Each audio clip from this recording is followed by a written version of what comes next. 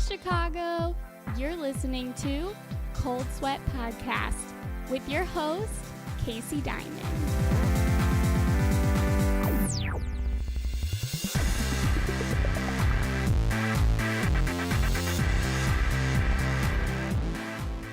Hi, everyone. Welcome back to Cold Sweat Podcast. I'm Kacie Diamond, your host, and I am so excited because today I have with me CEO and co-founder of Sproing Fitness, Paul Toback. Welcome. Thank you, Kacie. Great to be with you. Yeah, I'm so excited. And this is actually our first on-location podcast. We are in StudiosFuse in Lincoln Park. And I guess first you want to talk about Sproing Fitness and then also how you kind of got involved with StudiosFuse and how that all came to be. Sure. Yeah, great. Well, again, thanks for letting us tell our story. We're really excited. I mean, Sproing is a unique creature in the fitness world. And basically, Sproing, the studio was started around the piece of equipment that we invented. So I'm a runner by trade. I used to run marathons and ran track in high school, but I was getting hurt from all the pounding and all the mileage that was being put on my body. At the same time, I went into the fitness industry, and I was CEO of Bally Total Fitness, which was the largest health club company in the world. So I bought more treadmills and more ellipticals than any human being on the planet. And it struck me there was nothing new. And so as I began to think about these two in combination, said there had to be a better running machine. And I used to run on the beach up in the suburbs, and the beach runs were always better. They were easier on my body and softer, but they were more challenging. And so we invented a new, basically running machine, the first new running machine in over 100 years. And that's Sproing, soft surface. Yeah, so how did you go about inventing this machine? Well, it's interesting. So I've been toying with the idea for years and running on sand. It's like if there was a way to capture that feeling, it would be great. And I was kind of puzzled by how you could get something that was soft to rotate. Because like everybody else, I thought that the only way you could have an indoor running machine is if the surface rotated. But when you think about it, the earth doesn't rotate under your feet. And so the idea came to me as I was doing some bungee training that if you could have something holding you back, like a parachute holds back runners who are doing parachute training or the athletes who do bungee training, you could then have a surface that didn't rotate. And that's how Sproing came. Sproing is basically a soft air surface, and you've got a bungee behind you, a rear tether system that holds you in place, and you run as hard as you can against the resistance on a soft surface. Did you ever consider getting actual sand in a studio? Anything you can think of, we considered. Not only did we consider, we tried. And so we thought about actual sand, but the mess of it would never have worked. The portability of it was terrible. And what's interesting about sand, which you find anybody who's run on the beach will know this, is it divots. And so unless you were constantly raking it back, you see that even on the golf courses on the sand traps, it begins to pit. And that's where people twist their ankles. And so we wanted something that wouldn't have any of that ankle twisting, knee hurting ability. So how long did it actually take you from when you wanted to create this new machine to when it was in the studio and people were using it? How long did that take? Well, it seemed like an eternity to me because we were doing it. But from what everybody tells us, we were super fast from development standpoint. It took us about 2 years from the first prototype. So I met this guy who's now my partner, Steve Lenz. Steve and I were introduced. We talked over the phone. We never met. I told him my idea, and I hired him to build me a prototype. And we built the first prototype out of wood, camping mattresses, and lawnmower tires.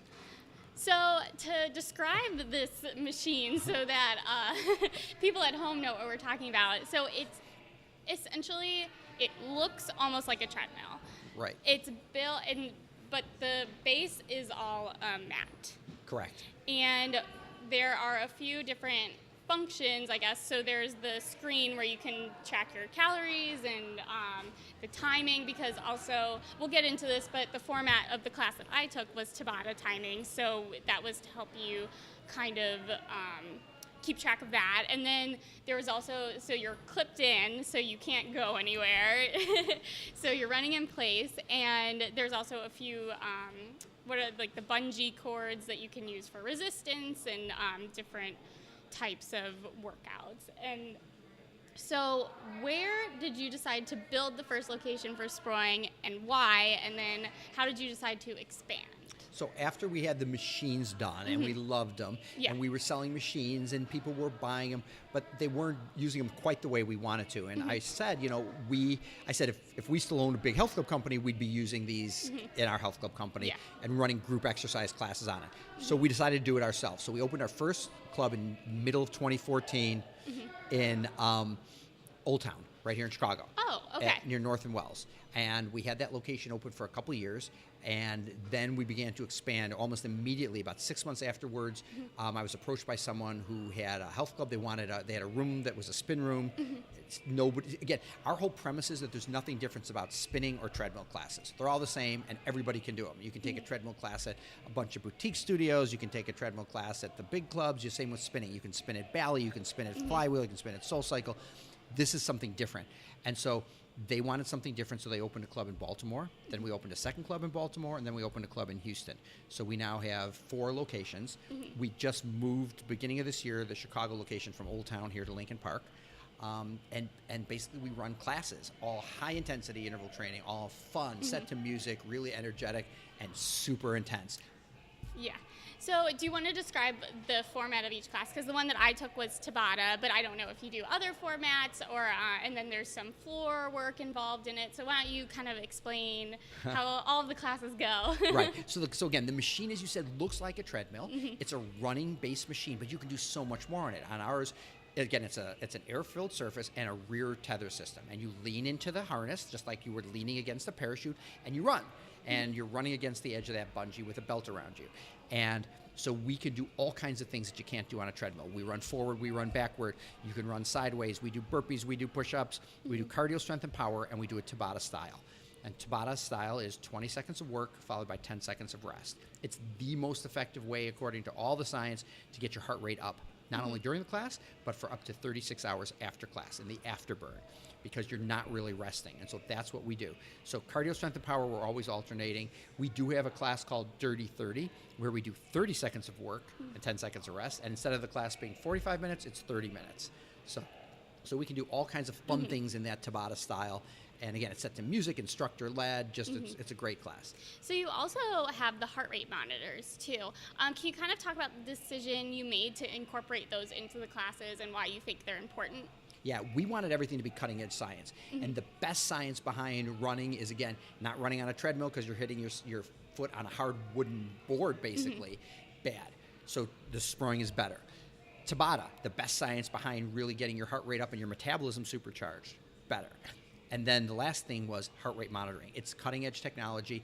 It's used to basically make sure that you get yourself your heart rate supercharged, because you don't really know how hard you're working just because you're tired or you feel you're working hard. The heart rate monitors will tell you.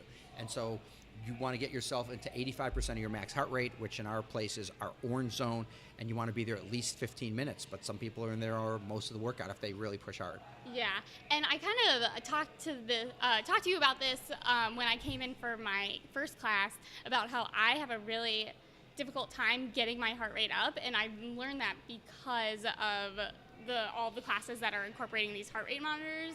So I guess what advice would you give to somebody who, like, I guess, has a relatively healthy heart and, can't always get it up to where they want it to be in a workout class? So the best thing that science tells you to do is really do your own personalized heart rate test, which is relatively easy to do. You go out and you just run intervals. You could do 4 to 8 intervals as fast as you can with a heart rate monitor, and you watch what your highest heart rate is. That's how you know your max heart rate. Because max heart rates, even by the best system in the world, we use Polar, which is the best heart rate system in the world. It's done on a bell curve. That means that 10 or 20% are going to be too high, or 10 or 20% will be too low. So if you're taking a class like ours, we can adjust your max heart rate. Okay, yeah, because I've heard it's, isn't it usually what they go by? It's like 225 minus your age, or is that? Polar uses that formula. It's like 220 minus your age, and then I think there's actually a formula. Then they multiply that by like 0.7 or something like that.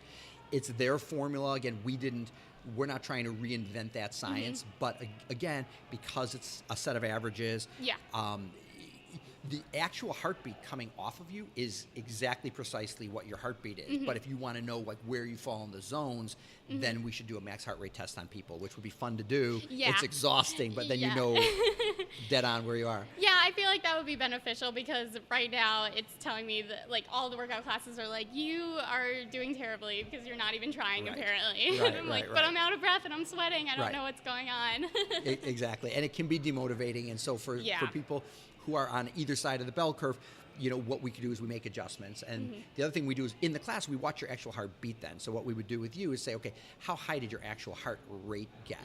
And then we would use that as the basis for adjusting. If you're like, oh my God, I'm at my max, I'm working so hard and my heart rate's only at 70%, well, we'd look at the heartbeat and go, okay, that's probably really close to your max heart rate. Okay. So what is kind of the expectation versus reality of somebody who comes to a Sproing class for the first time? Well, they should be the same. People should think they're getting a fun class, work really hard, but without any stress and any risk of injury and pain. That's the whole benefit, right? It's like most people, when you go really, really hard, whatever hard is, hard might be different for you, different for me. When you go hard, if you're on a treadmill, you're pounding your body. If you're outside and you're running the wrong way, same thing on concrete or asphalt. You can go hard here and still come away and say, I can do this again tomorrow. That's the expectation. But you should also be able to say, it's fun. You can burn a lot of calories in less time than most classes because we're 45 minutes up to 1,000 calories. Yeah. And a lot of fun. And I can vouch for that expectation because it's kind of a running theme on this podcast. I talk about how like terrible my body feels sometimes after a workout, and it was kind of a novel thing for me that when I left Sproing after my class, I didn't feel like I couldn't work out the next day. I mean, I was sore, you know, like you're gonna still get a workout, but I didn't feel like my knees were gonna be bad or my ankles were hurting, you know, the bad pains that you're not supposed to feel. And that was really surprising for me because I didn't know that it was preventable what was happening to me. I kind of thought that I was just getting old, but well, it's funny. That's what's out there, right? There's this notion that the only way you're working really hard is if you're hurting yourself, and that's ridiculous. Your body is not made to be hurt.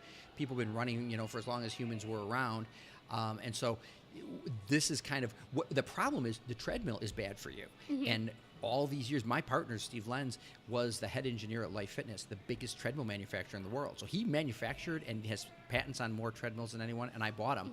So it's not like we're anti-treadmill. We just realized there's a better way. You can work out hard, burn tons of calories, and still feel good.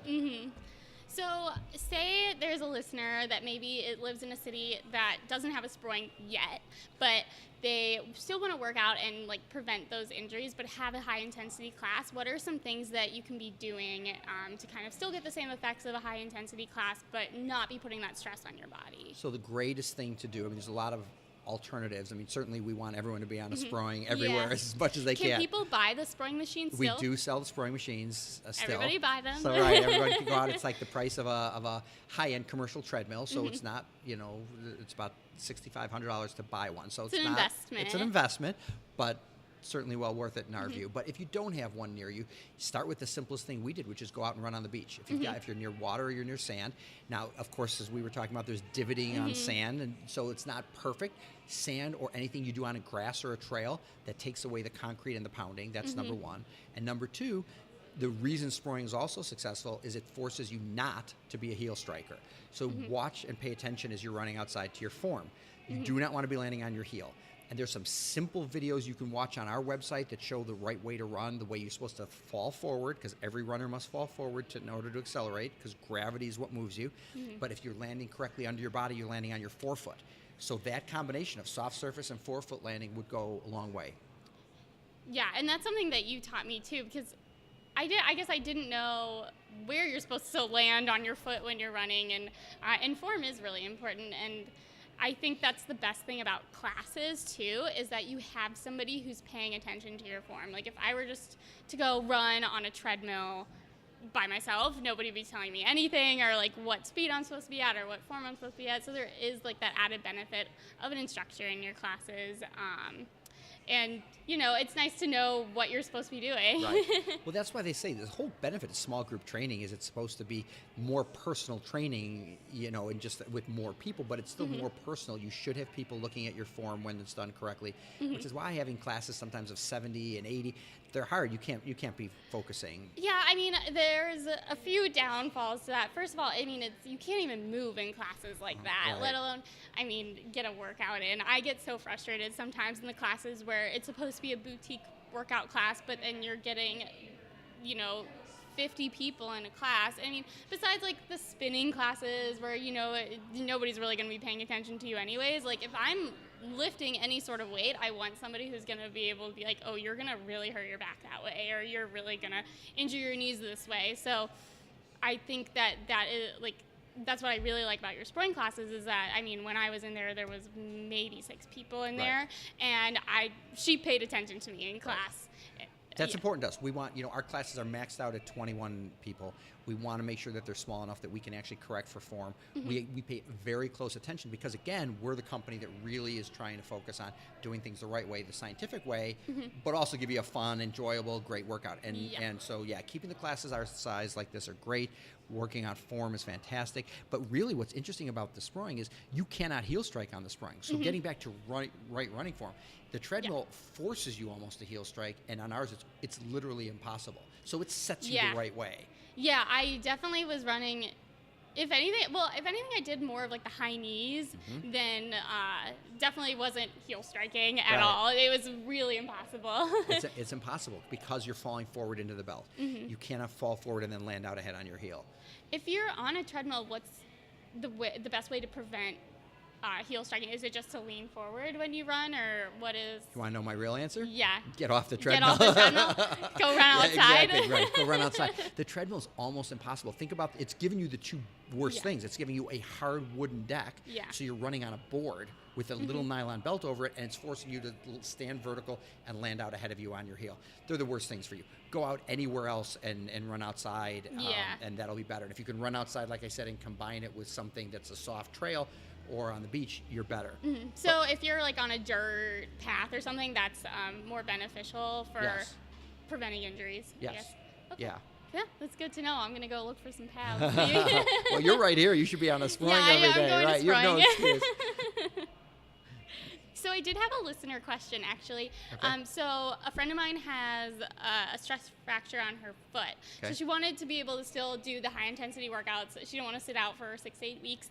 But obviously she still has an injury. Is there a way to modify for that in a sproing class? Or what do you do kind of if somebody has an injury? Or we talked about preventing injuries, but is that even possible on a stress fracture? I don't know. But So again, I'm not a doctor and we're not, so we're really careful, obviously, not to give medical advice, and I would say consult your doctor. But what we would say is go to your doctor and explain that this is half the impact of the softest treadmill, and it's 2/3 less impact than running outside. So like somebody once came to me and they said, yeah, I want to try out your machine, but I've got this injury and I can't run. Or I said, well, you just walked here, so if you walked here on the ground and we're hitting yourself with every step, this will be less than that. So this should be okay, but again, depends on the degree and depends on where it is and what your doctor says.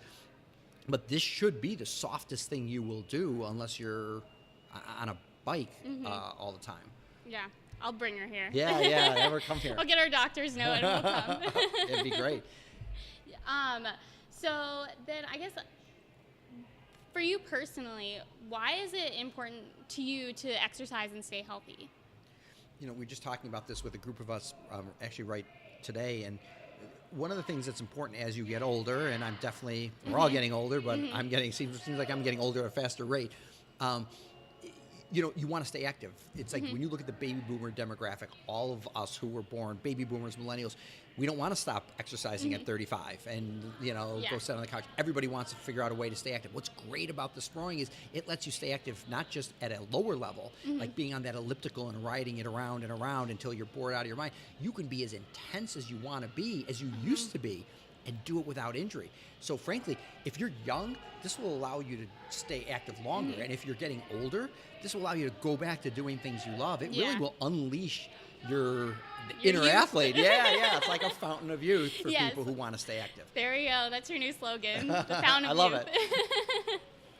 Yeah, I definitely think that the answer I get most common is longevity, because I mean, all of the information's there now that, working out, eating healthy, that's why,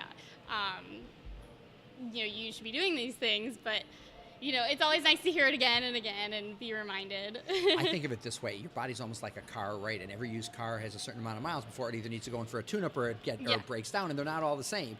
You don't know where your body's got its injury point, but what you do know is anything you can do to take stress off of it extends its useful life. Same with running. If you're running healthy, if you're doing things to keep your heart healthy, that's great, but you also got to keep your body and your skeleton healthy. Got to do them both in combination. So I'll wrap it up with one last question, because we've got runners running around Yeah, us, it's a and little the noisy. studio's a little hectic. So if there's one thing you want listeners to take away from this, it's blank. The one thing I'd want people to take away is that we have figured out a way at Sproing to give you a fun way to basically go as intensely and hard as you want, as you used to do, without any orthopedic stress, without any pain or injury, and that's really an amazing combination. So we want people to come in and try it, because even on a podcast, you can't convey the actual feel of it. I'm telling you guys, though, I have never felt like better after a workout class, meaning I just felt like it wasn't the end of my day, you know what I mean? It's like I could do that and then still go do something else, and I still was sweating, but my knees weren't hurting walking home, so it was awesome. And like I said, it's a running theme that I am killing my body, so That's so nice of you to say. Slowly but surely. But that's what we love to hear, and so that makes it all worthwhile. Well, thank you so much for taking the time to talk with me and share all about Sproing. Is there any social media we should follow, or anywhere they can reach out to you? Yes, you can follow us on Twitter, on Facebook, Sproing Fitness, Sproing Fitness on Instagram, and basically you can come to our website, Sproing Fitness in Chicago, and look us up and sign up we give away a complimentary week of classes. Come in, try it once, and then come back and try it again, all for free. Yeah, so everybody should take advantage of that. Our last episode was all about how to get free stuff in Chicago, so Perfect. There's no excuse. You all have to go. Thank you so much again, and we'll see you all next week. Thanks. Bye.